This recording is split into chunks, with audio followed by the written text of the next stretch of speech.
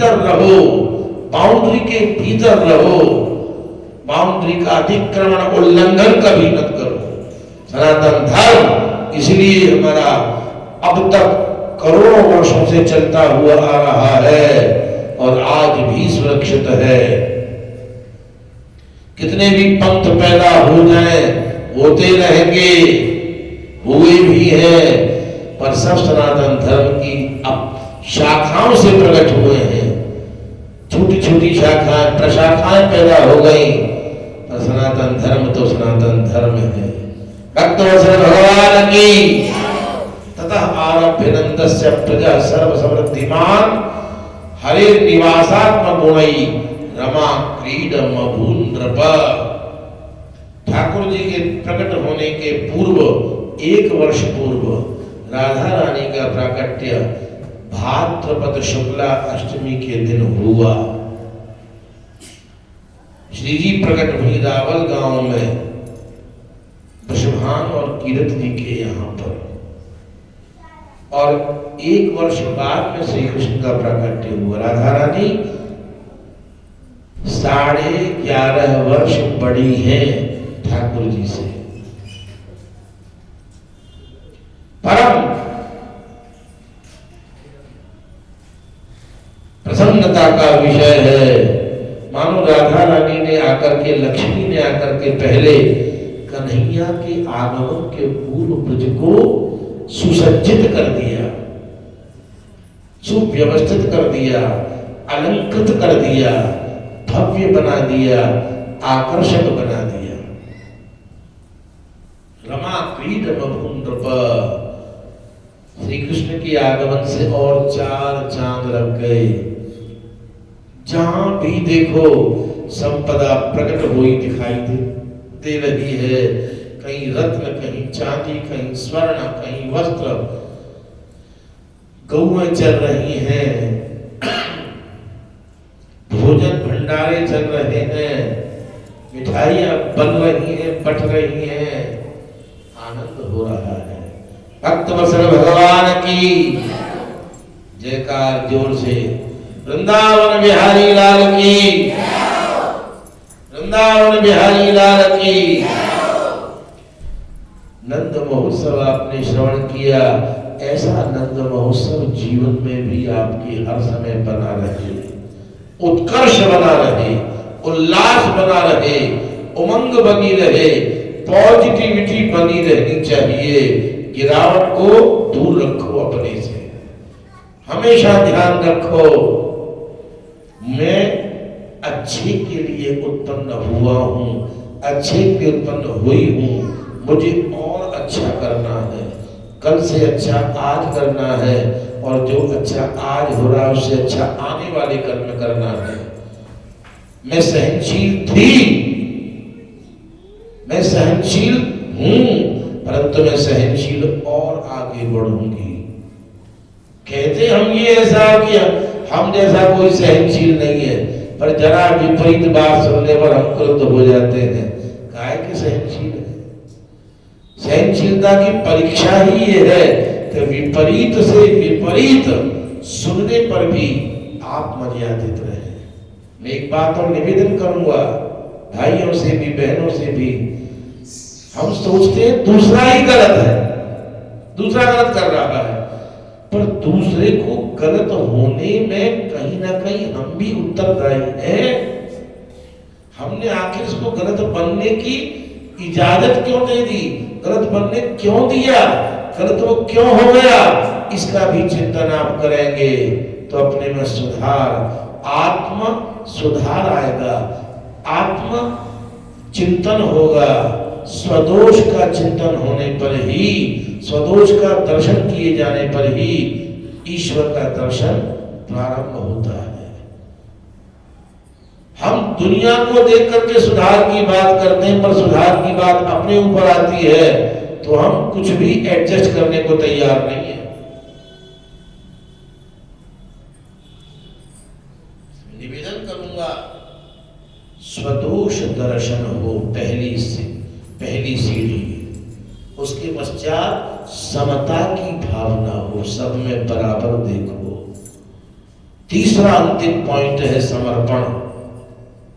ये भागवत की दृष्टि है और ये आज का सूत्र है।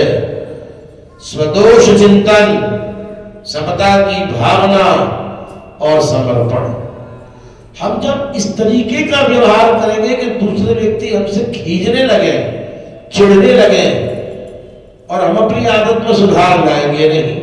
दूसरा कुछ अगर जरा विपरीत कह देता है तो हम झल्ला जाते हैं क्रोध में और फिर क्या कहते हैं, दूसरा इस प्रकार गलत है, इस प्रकार गलत है, ऐसे गलत है। ये क्यों नहीं सोचते कि साहब मैं क्यों गलत हूं, मैंने गलत क्यों बनने दिया, मैंने ऐसा काम ही क्यों किया कि दूसरा व्यक्ति कुछ अनुचित कह बैठा। और मैं अपने आप को संग्रहित रखता, मैं अपने आप को संतुलित रखता, मैं अपने आप को संयमित रखता, मैं अपने आप को संभाल करके रखता, तो आखिर दूसरे की कटुता मुझे सुनने को क्यों मिलती। बात को ध्यान से समझना और साथ साथ चलने का प्रयास करना। शब्द वो जो दोबारा ना कहना पड़े, एक बार में समझ में आ जाए। इसलिए मैं निवेदन करूंगा, ऐसा व्यवहार करो कि दूसरा आपके व्यवहार को देख करके खींचे नहीं। दूसरे को विवश मत करो, मजबूर मत करो कि वो तुमसे कुछ कठोर बोले। अपेक्षाएं जरा अपनी कम करो। हमारी दूसरों से अपेक्षाएं बहुत ज्यादा है। हमारा वो काम कर दे, हमारा वो काम कर दे, हमारा ये काम भी वो कर दे, हम चढ़ बैठते हैं। किसी ने उंगली पकड़ाई, हमने उसकी गर्दन ही पकड़ ली। कोई आदमी यमुना जी के किनारे बैठा हुआ था, कोई महिला यमुना जी में स्नान कर रही थी, पानी ज्यादा गहराई में चली गई, डूबने लगी।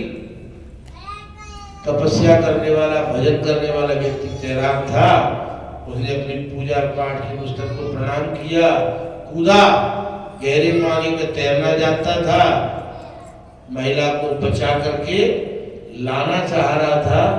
अब महिला के केश को उसने पकड़ा कि भाई केश को पकड़ करके मैं इसको किनारे पर ले आऊंगा तो ये बच जाएगी।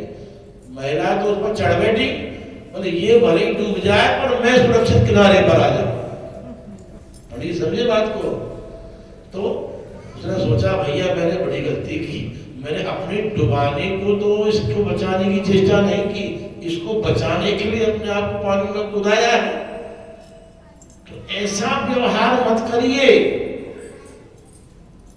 कि दूसरा व्यक्ति आपसे त्रस्त होकर के, परेशान होकर के आपके प्रति कुछ कटुता का व्यवहार करने के लिए विवश हो जाए। अपने को इतना संयमित रखो, अपने को इतना सुरक्षित रखो, अपने को इतना संतुलित रखो, अपने को इतना अनपेक्षित रखो कि दूसरा भी जी सके और तुम भी अच्छे ढंग से जी सको। वो तुम्हारा आदर दूसरे से प्राप्त करना या उपेक्षा दूसरे से प्राप्त करना, ये दोनों ही हमारे हाथ में है।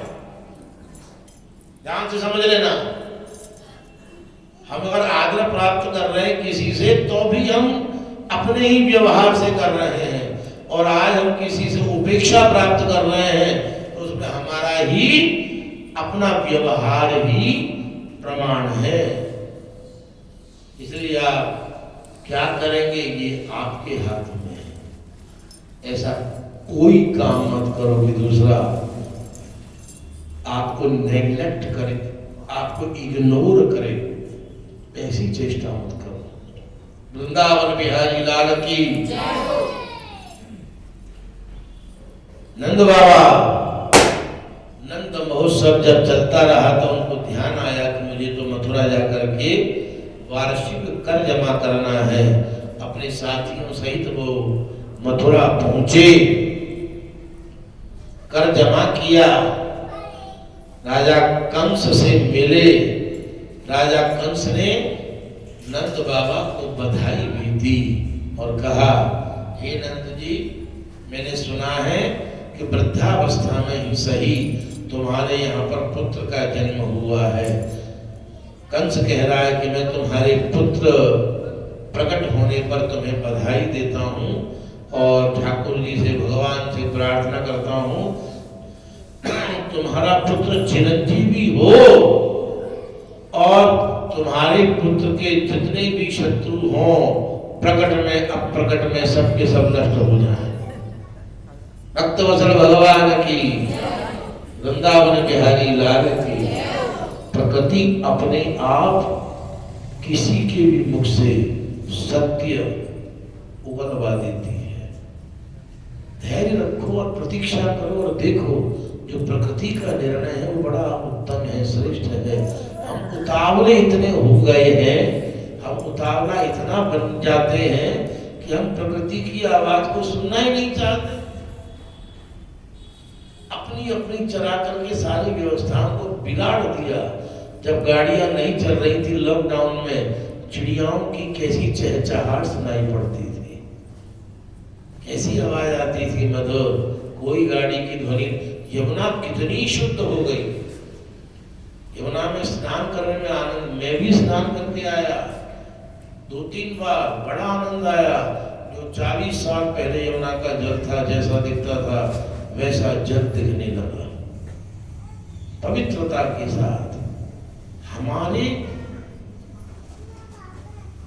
अनियंत्रण ने, हमारे ज्यादा आगे बढ़ के चलने ने हमारी प्रकृति को ही प्रदूषित किया है। प्रकृति प्रदूषित माने समाज की व्यवस्था अव्यवस्थित हम लोगों ने की है। हम प्रकृति को प्रकृति के ढंग से डील करें। बच्चे आवाज नहीं करेंगे भाई, पीछे कहां से आवाज आ रही है, शांत कराएं बच्चों को। तो प्रकृति के कार्य को हम प्रकृति के ढंग से चलने दें, सहयोग दें और अपने को थोड़ा आत्म संतुलित बनाए, संयमित बनाए, तो सचमुच में आपको एक अद्भुत आनंद की अनुभूति हो, शांति की भी अनुभूति हो और शाश्वत सुख भी प्राप्त हो।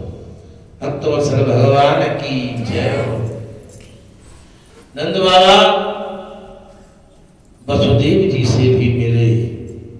वसुदेव जी कारागार में है, परंतु नंद बाबा उनके समीप ही पहुंचे। वसुदेव जी ने अपने दुख की चर्चा नहीं की, नंद बाबा के सुख की चर्चा की और कहा, हे नंद जी, तुम्हारे यहाँ पर पुत्र का जन्म हुआ है, मैं बहुत ही हर्षित हूँ।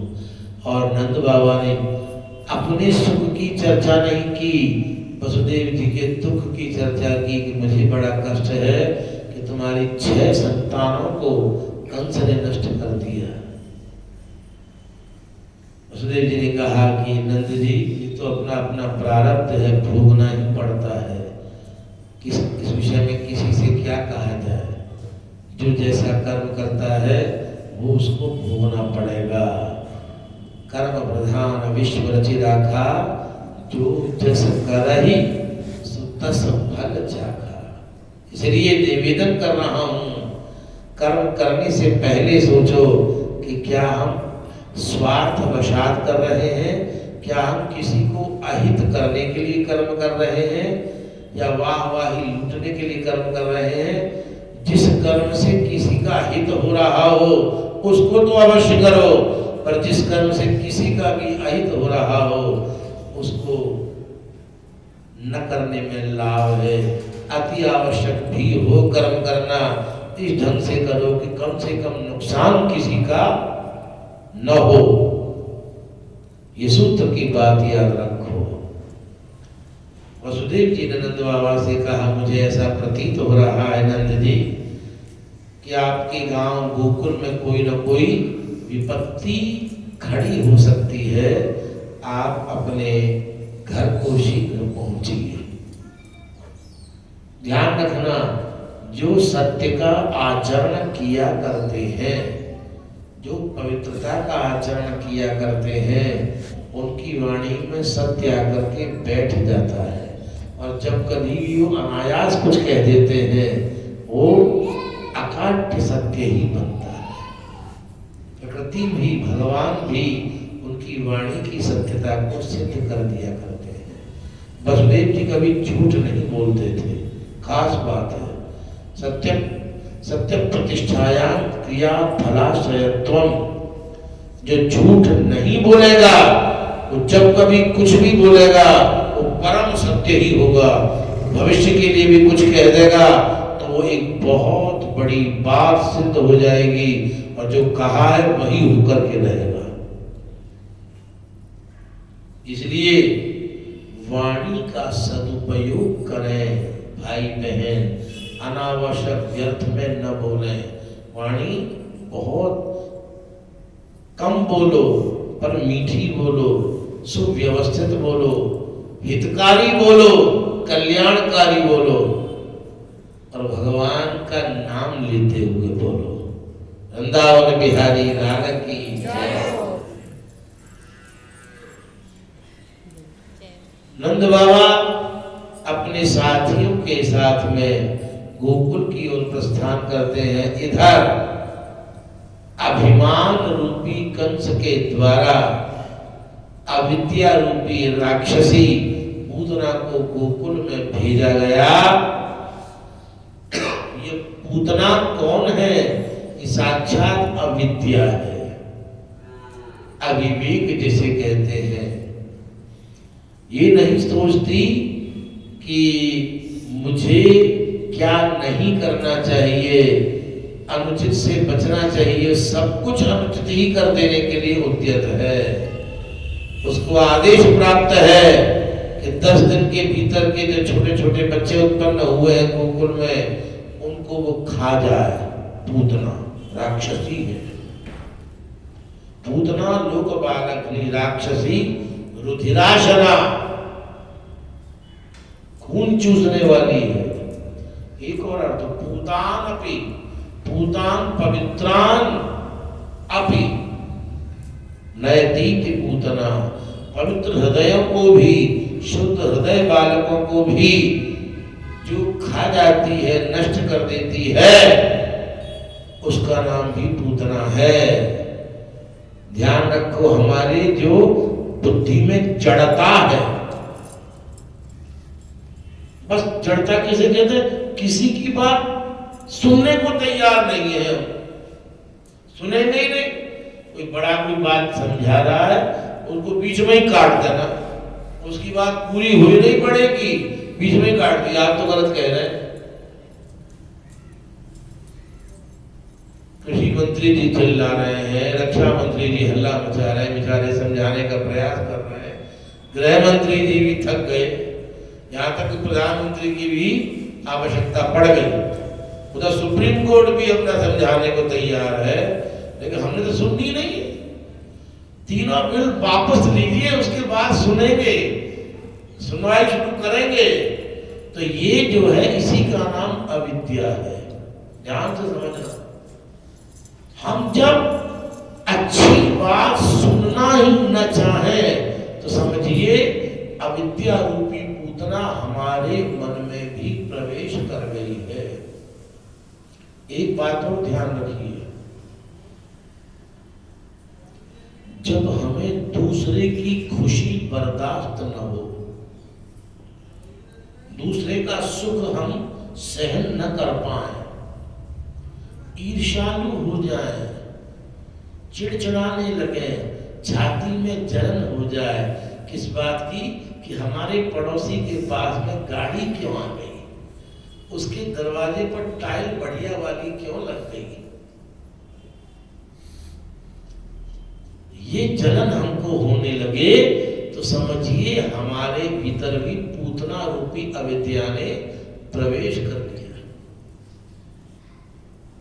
और वो मैं बढ़ता चला जाता है। इसलिए पूतना को भीतर प्रवेश करने की आज्ञा मत दो। अपने विवेक को स्वच्छ रखो, निर्मल रखो और दूसरे की प्रगति को देख करके जलना बंद करो। भाई तुम्हारे भाग्य से तुम प्राप्त करोगे, उसके भाग्य से वो प्राप्त कर रहा है। जिसके भाग्य में जो लिखा है वही तो मिलेगा।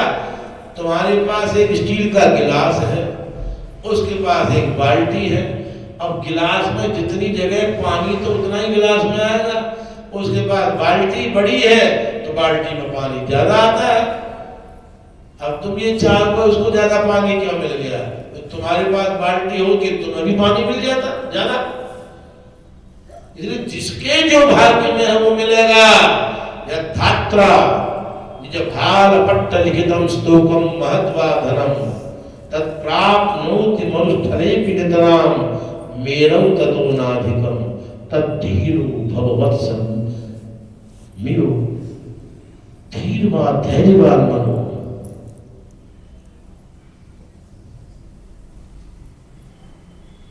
जिसके जो प्राप्त है उसको मिल रहा है। तुम्हें ज्यादा या उसको कम, या तुम्हें कम उसको ज्यादा, अपने अपने कर्म का प्रभाव है। सबकी तनख्वाह आईएएस के बराबर नहीं होती है, चपड़ासी की तनख्वाह कम होती है। पुलिस इंस्पेक्टर क्या था, पुलिस इंस्पेक्टर की जो तनख्वाह है वो कुछ ज्यादा होती है, पर एसपी की तनख्वाह उससे ज्यादा होती है, और कलेक्टर की तनख्वाह उससे भी ज्यादा होती है। तो ये तो कैटेगरी है, जिसने जैसा कर्म किया उसके अनुसार उसको प्राप्त हो रहा। तुम क्यों जल रहे हो? तुम क्यों पीड़ा का अनुभव कर रहे हो? अपने हृदय को क्यों बेकार में खराब कर रहे हो? इसलिए जो तुम्हें प्राप्त है उसमें संतुष्ट रहना सीखो।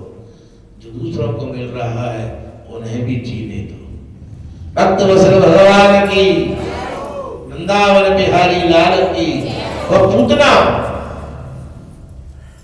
जो कि कपट का साक्षात स्वरूप है, कपट वेश है, कपट वाणी है, कपट आचरण है, कपट चेष्टा है, कपट के चारों अंग उसमें विराजमान है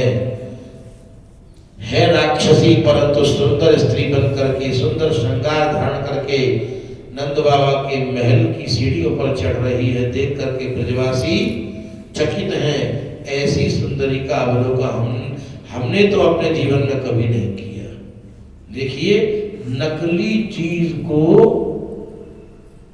देख करके आंखें बड़ा धोखा खा जाती है। किसी अच्छे ज्वेलर के पास कभी आप जाएंगे तो असली हीरा भी दिखाएगा और जरकिन भी दिखा देगा। देख लो साहब, आपको लगेगा कि ये जो असली हीरा ये तो बेकार है, और ये जो नकली जो बताया जरकिन इसमें चमक बहुत है। लगता है कि ज्वेलर्स कुछ गलत